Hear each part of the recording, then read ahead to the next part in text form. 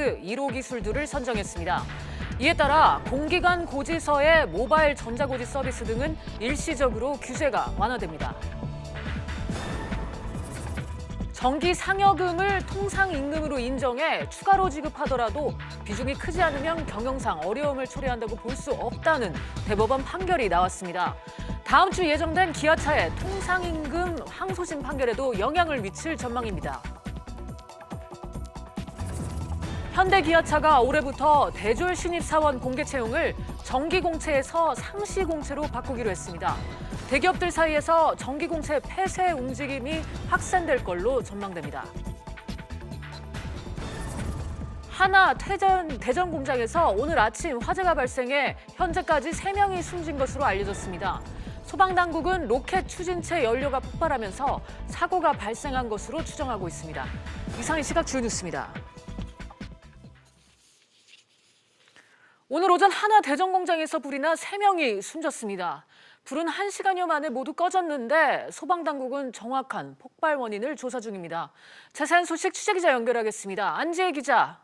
네, 안지혜입니다. 네, 하나 대전 공장에서 폭발로 보이는 화재가 났다고요? 네, 주식회사 하나 대전 공장에서 불이 난 건 오늘 오전 8시 40분쯤입니다. 소방당국은 로켓 추진체에 있는 연료 용기를 분리하는 작업을 하다가 사고가 난 것으로 보고 있습니다. 현재까지 3명이 숨졌고 1명이 부상을 당한 것으로 확인됐는데요. 불은 화재 접수 1시간여 만인 9시 반쯤 모두 꺼졌습니다. 네, 근데 과거에도 비슷한 폭발 사고가 있었다고요? 그렇습니다. 지난해 5월에도 이 공장에서 폭발 사고가 발생해 5명이 숨졌습니다. 당시 화재는 로켓 추진 용기에 고체 연료를 충전하는 과정에서 발생했습니다. 오늘 사고에 대해서 소방본부와 경찰은 현재 정확한 사고 경위와 피해 규모를 파악하고 있습니다. SBS CNBC 안지혜입니다. 새로운 서비스에 대해 일정 기간 사업 관련 규제를 면제해주는 규제 샌드박스 제도 운영이 탄력을 받고 있습니다.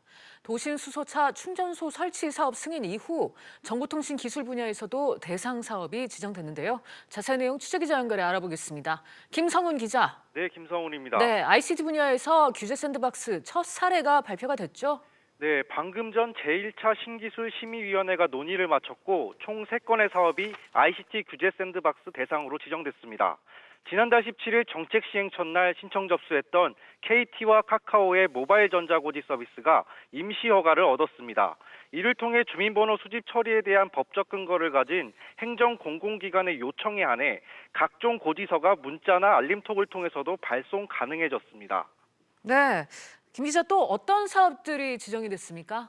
네, 의료기기 스타트업 업체 휴이노와 고려대 안암병원이 신청한 손목시계형 심장관리 서비스가 조건부 실증 특례를 부여받았습니다.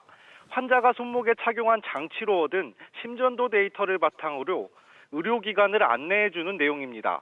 또 올리버 헬스케어가 신청한 스마트폰 앱이용 임상시험 참여임양자 온라인 중개 서비스도 특례 지정을 받았습니다. 유영민 장관의 설명 들어보시겠습니다. 하나하나가 모두 국민들의 삶과 생활을 편리하게 하고 산업적으로도 의미가 큰 과제들이라고 생각을 합니다. 네, 추가로 규제 샌드박스 지정을 하기 위한 계획도 있습니까? 네, 다음 달 초에도 심의위원회가 열릴 예정입니다. 이번에 안건으로 다뤄지지 못한 나머지 6건의 과제들에 대해 추가 지정 여부를 심의할 계획입니다. 지금까지 SBS CNBC 김성훈입니다. 대법원이 통상임금의 추가 지급을 거절할 수 있는 경영상 어려움을 판단할 때 엄격히 해야 한다고 판결했습니다. 자세한 내용 취재기자 연결해 알아보도록 하겠습니다. 권세욱 기자. 네, 권세욱입니다. 네, 대법원이 경영상의 어려움을 쉽게 인정해서는 안 된다는 선고를 내놨다고요? 네, 대법원은 오전에 인천 시영운수 소속의 박모 씨 등 버스기사 22명이 회사를 상대로 낸 임금 청구 소송 상고심에서 원고 일부 승소 판결한 원심을 깨고 사건을 서울구법으로 돌려보냈는데요. 재판부는 근로자의 추가 법정 수당 청구가 신의칙 위반인지는 신중하고 엄격하게 판단해야 한다고 밝혔습니다. 박 씨 등은 지난 2013년 3월 단체 협약에서 정한 정기 상여금 등이 통상임금에 해당한다며 그에 따라 연장 근로수당을 다시 계산해 차액을 추가로 지급해야 한다며 소송을 냈었는데요. 1, 2심은 회사가 추가로 임금을 지급하면 예측하지 못한 경영상 어려움을 초래하게 돼 신의 측에 반한다며 회사 측의 손을 들어준 바 있습니다. 네, 권 기자, 대법원이 이번에 이렇게 판결을 내린 취지를 설명해 주시죠. 네. 정기 상여금 등이 통상임금에 해당하더라도 기업의 경영상 어려움을 초래하면 지급하지 않아도 된다는 이른바 통상임금 신의칙을 적용할 필요가 없다는 취지입니다. 재판부는 임금 청구 규모를 회사의 연매출과 영업이익, 앞으로의 사업 전망 등과 함께 종합적으로 따져봐야 한다고 했습니다. 네, 그렇다면 이 경영상 어려움에 대한 기준은 제시가 됐습니까? 네. 시형운수 기사들이 회사에 청구할 수 있는 추가 법정 수당은 약 4억 원 상당으로 추산됐는데요. 재판부는 이 금액이 회사 연간 매출액의 2에서 4% 정도로 회사의 2013년 이익 잉여금이 3억 원을 넘어 추가 법정 수당을 상당 부분 변제할 수 있다고 판단했습니다. 신의칙 원칙에 대해 매출액과 이익 잉여금 등의 기준을 제시하고 적용한 것입니다. 지금까지 SBS CNBC의 권세욱입니다. 네, 이렇게 시형운수 통상임금 판결이 나오면서 향후 있을 기업 통상 임금 소송에도 영향이 커질 전망입니다. 관련해서 이인철 참 좋은 경제연구소 소장과 함께 자세하게 얘기 이어가 보도록 하겠습니다. 소장님 어서 오세요.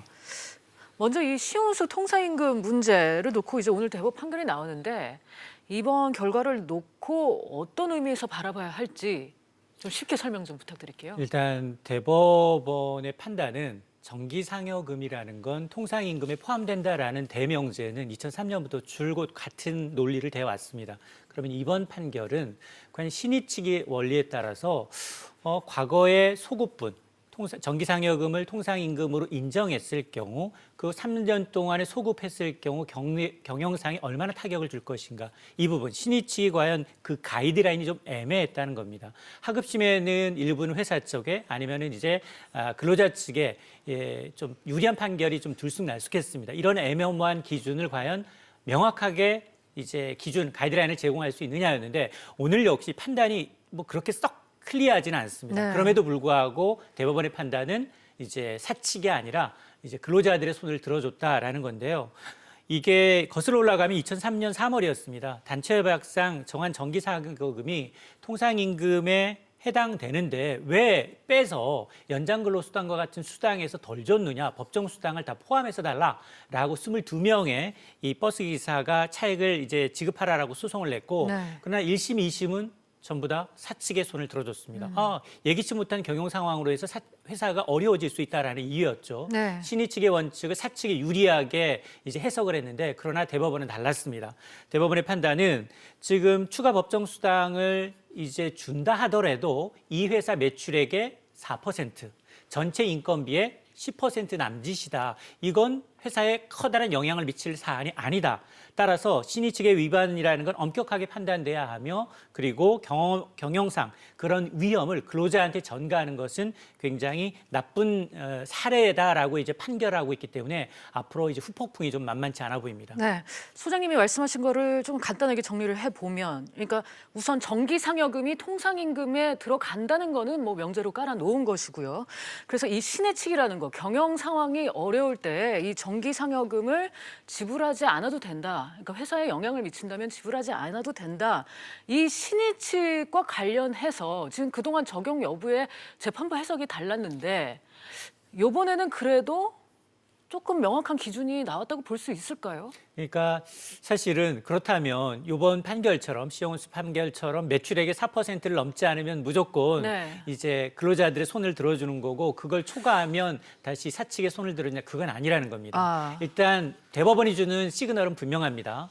이 신의 측의 원칙이 정말로 3, 4년 정도의 그 수당을 소급해서 줬을 경우, 이걸 한꺼번에 근로자들한테 줬을 경우, 네. 회사 경영상에 뭐 적자 전환한다거나 존립을 흔들 만큼의 큰 이제 위험이 아니라면 반드시라는 이 명제가 깔려 있는 것으로 보입니다. 그렇기 때문에 앞으로 나올 판결, 특히나 지난해 이제 2017년 8월이었죠. 2017년 8월에 기아차의 통상임금 소송이 가장 좋은 예인데요. 네. 그 당시에도 예기치 않게 근로자들의 손을 들어줬습니다. 그러면서 3분기에 기아차는 그걸 이제 반영을 하면서 실적이 반영을 하면서 재무제표상 3분기는 적자 전환하게 전환이 됩니다. 되군요. 이제 그런 사례를 봐서 네. 아 이건 좀 무리한 게 아니냐라는 이제 분위기가 있었는데 그러나 네. 법원에 주는 판결은 그렇다 하더라도 정말 치명타가 아닌 이상 이런 이 추가 법정 수당을 포함함으로 해서 사실 통상임금이라는 게 세 가지 원칙이 있습니다. 굉장히 일률적이어야 하고요, 고정성이 있어야 되고요, 정기적으로 줘야 되는데 이게 이제 정기사경급이 포함됨으로 해서 사실은 1차적으로는 각종 수당이 증가하겠지만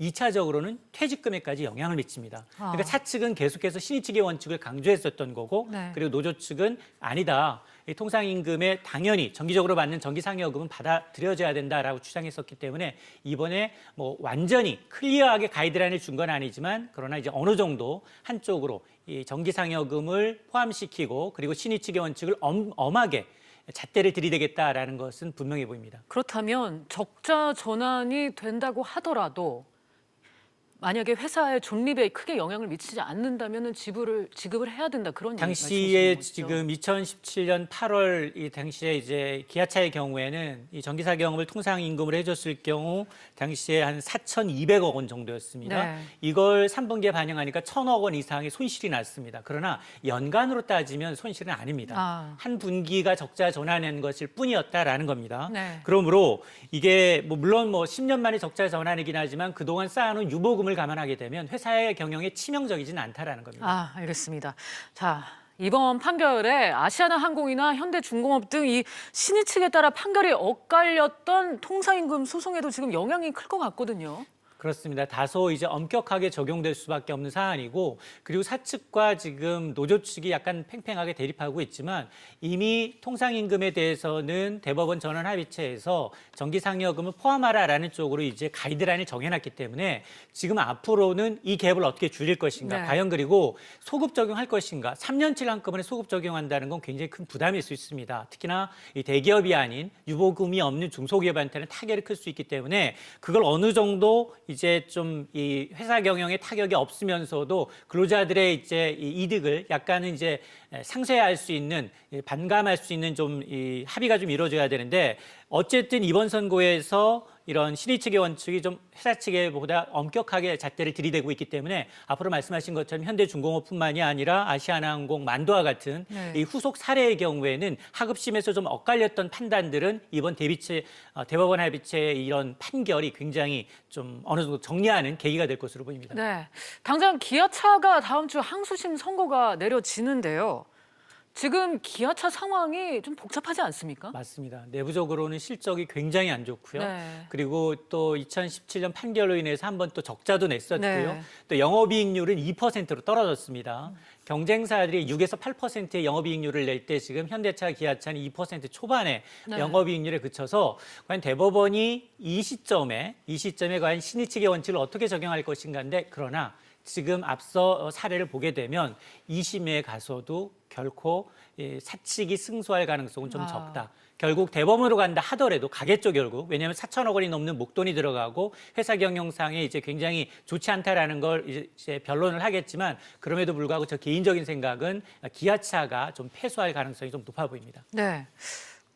그런데 지금 말씀하신 대로 기아차 상황이 녹록치 않은 건데 지금 또 최저임금 문제까지 겹쳤잖아요. 이러면서 이 상여금을 기본급으로 전환하겠다 이러고 사측이 나왔거든요. 이와 관련해서 또 노조와 갈등을 빚고 있습니다. 그렇습니다. 지금 정기상여금을 매달 주는 게 아니라 네. 600% 격월로 주다 보니까 매달 주지 않는다는 이유로 사실 통상임금 기본급에서 제외되고 있습니다. 이 때문에 이제 최저임금 위반인 이제 근로자들까지 나와서 이 부분에 대해서 과연 어떻게 할 것인가를 논의하고 있는데 사실 노조 쪽 입장에서는 당연히 지금 현행법상 그걸 수용하지 않을 경우에는 당연히 기본급을 더 올려줘야 됩니다. 회사 측에서는. 그러나 네. 회사 측의 입장도 있습니다. 만에 하나 지금 노조의 요구를 들어주게 된다면 기본적으로 인건비가 20% 이상 더 가중된다는 겁니다. 네. 그러나 우리 한국차의 가장 고질적인 문제가 바로 고비용, 저효율이라는 겁니다. 그러다 보니까 세계 경제에서 특히나 한국의 자동차 생산은 지금 인도, 멕시코에 밀려서 7위까지 투태해 있는 상황이고요. 특히 외국에 나가서 국내에서 굉장히 차를 만들지 않고 외국에 나가서 차를 만들고 있기 때문에 결코 그 치킨 게임으로 간다면 노조 측도 결코 이득이 없는 싸움입니다. 네. 오늘 나온 이 통상임금과 관련한 대법원 첫 판결이 앞으로 이 기아차 등과 다른 기업들의 이 재판에도 어떤 영향을 미칠지 지켜봐야 될 것 같습니다. 이인철 소장님과 얘기 나눠봤습니다. 감사합니다. 금호타이어 노동조합이 단체 교섭 잠정 합의안을 부결시켰습니다. 금호타이어 노사는 지난달 생산 물량 감소에 따른 인원 재배치와 인력 운영 방안 수립 등을 담은 잠정 합의안을 만들었지만 조합원 투표에서 반대가 75%에 달해 향후 재논의를 진행할 방침입니다. 현대차가 10대 그룹 가운데 처음으로 정기 공채를 폐지하기로 했습니다. 취재기자 연결합니다. 김한진 기자. 네, 보도국입니다. 네, 현대차가 정기 공채 제도를 폐지하기로 했죠. 네, 현대기아차가 그동안 상반기와 하반기 두 차례 진행해오던 신입사원 정기 공채를 없애고 직무 중심의 수시 채용으로 채용 방식을 바꾸기로 했습니다. 10대 그룹 가운데 공채를 폐지한 것은 현대차가 처음입니다. 네, 이렇게 채용 방식을 바꾸는 이유 뭡니까? 네, 급변하는 시장 환경에 더 능동적으로 대응하기 위해서라는 것이 그룹의 설명입니다. 실제로 정의선 현대차 총괄 소속 부회장은 올 초 발표한 신년사에서 조직의 생각하는 방식에서 혁신을 추진하겠다고 이미 예고한 바 있습니다.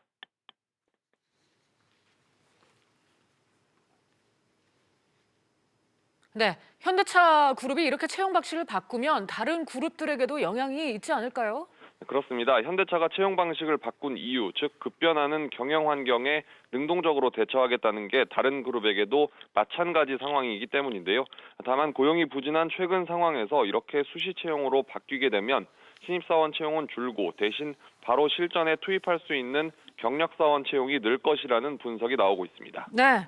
현대차 소식 하나 더 짚어보죠. 현대차 그룹이 서울 삼성동에 이 신사옥인 글로벌 비즈니스 센터 건설에 속도가 붙을 전망이라고요. 네, 그렇습니다. 현대차 그룹이 서울시에 건축 허가를 신청했기 때문인데요. 세부적인 절차를 거쳐 본 착공은 이르면 오는 6월에서 7월 사이에 가능할 것으로 보입니다. 서울시가 인허가 처리 기간을 5개월 이내로 단축해서 최대한 빨리 착공할 수 있도록 하겠다는 입장을 보였기 때문인데요.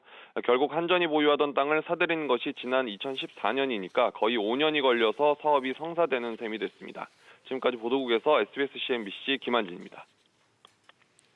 정부가 10년 동안 120조 원가량의 자금이 투입되는 대규모 반도체 집적단지 클러스터 조성을 추진하고 있습니다. 어디를 들어설지 이미 큰 틀의 결정은 이뤄진 모습인데요. 취재기자 연결해 보겠습니다. 정윤영 기자. 네, 정윤영입니다. 네, 반도체 클러스터 유력 후보지 어디로 거론되고 있습니까? 네, 업계에 따르면 경기도 용인시가 유력하게 검토 중인 것으로 알려졌습니다. 인력 확보에 유리한 데다 근방에 SK하이닉스 이천 공장, 삼성전자 기흥 사업장이 있어 반도체 단지 조성에도 유리하기 때문입니다. 클러스터 조성을 두고 청주와 구미가 지역 균형 발전을 내세웠지만 결국 경제 논리가 우선됐다는 해석이 나오고 있습니다. 네, 반도체 클러스터 부지 선정에 대해서 정부 입장은 뭔가요? 네, 정부는 반도체 클러스터 입지에 대해서는 아직 확정된 바가 없다고 선을 그었습니다. 클러스터 유치에 각 지자체가 사활을 걸고 있는 만큼 정부도 조심스러운 상황인데요. 홍남기 경제부총리는 경제활력 대책회의에서 다음 달까지 클러스터 입지와 조성 계획을 확정하겠다고 말했습니다. 네, 정 기자, 한진그룹이 경영 쇄신안을 통해서 서울 종로구 송현동 용지를 연내 매각한다고 발표했죠. 네, 한진그룹은 주주행동주의 펀드 KCGI가 요구한 종로 송현동 용지 매각을 수용했습니다. 송현동 용지는 지난 2008년 한진그룹 계열사인 대한항공이 삼성생명에서 매입했는데요. 7성급 한옥호텔을 세우겠다는 게 이유였습니다.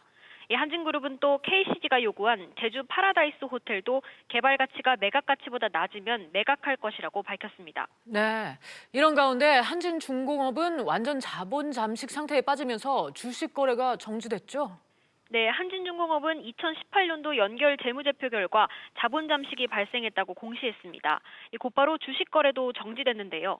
상황이 이렇게 된 건 자회사인 필리핀 수비크 조선소의 경영 악화 탓입니다. 한진중공업은 4월 1일까지 자본금 전액 잠식을 해소했다는 사실을 입증하는 자료를 제출해야 하는데 그렇지 못하면 상장 폐지 기준에 해당될 수 있습니다. 지금까지 보도국에서 전해드렸습니다. 문재인 대통령이 오늘 오전 자영업자와 소상공인들을 청와대로 초청해서 대화의 시간을 가졌습니다. 자영업자와의 별도 간담회는 이번이 처음인데요. 현장 목소리를 정책에 담겠다는 의지로 풀이됩니다. 자세한 내용 취재기자 연결하겠습니다. 박연신 기자. 네, 박연신입니다. 네, 오늘 간담회에서 나온 주요 내용 전해주시죠.